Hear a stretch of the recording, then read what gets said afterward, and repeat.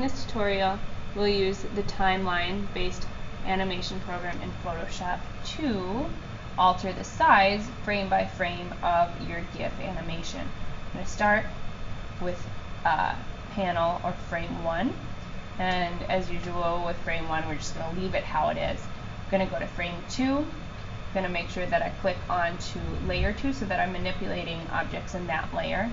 I'm going to select my stars with my magic wand tool, select both of them, and then hold down Control and then hit T, and that's the transform button in Photoshop. I'm going to hold down Shift to keep the proportions of my stars the same, but make them just a little bit smaller. And now I'm going to move them over to about the center. I'm going to double click and I'm going to go deselect. I'm going to go over to number 3, click on number 3, select both of my stars with the magic wand, Control T, hold down, oops, that one didn't work, hold down Shift before I click, let go, so that these are just a little bit smaller than they were on number 2. I can always double click and then check to see what they looked like. Yep, we're doing good. Make sure that you go Control deselect or Control D. I'm going to go to 4, Control T, holding down Shift, making them even smaller than they were. Oops. The trick with this here, I'm gonna undo that.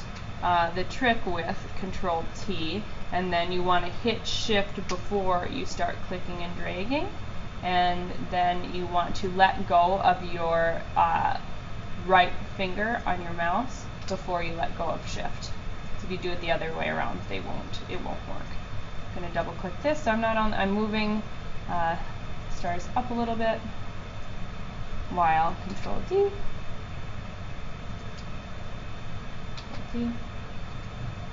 that is happening because I did not click on layer 5. I need 5, 5, and then 5 highlighted.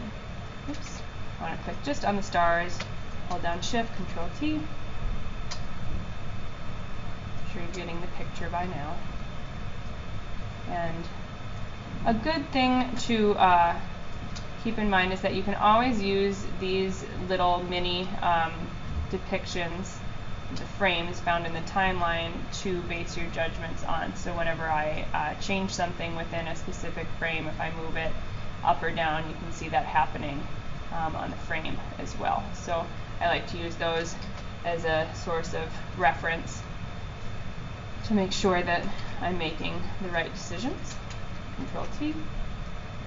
So I want, oops, hold down Shift.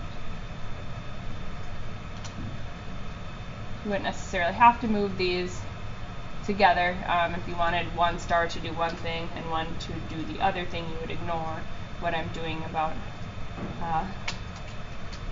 transforming the stars as one unit.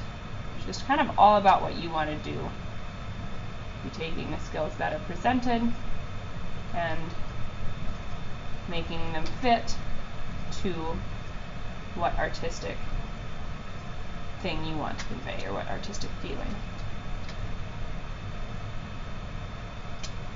Now they're going to be super tiny. I'm going to move them. Oops. Oh boy, I keep grabbing that little. I'm going to make them a little bit bigger here.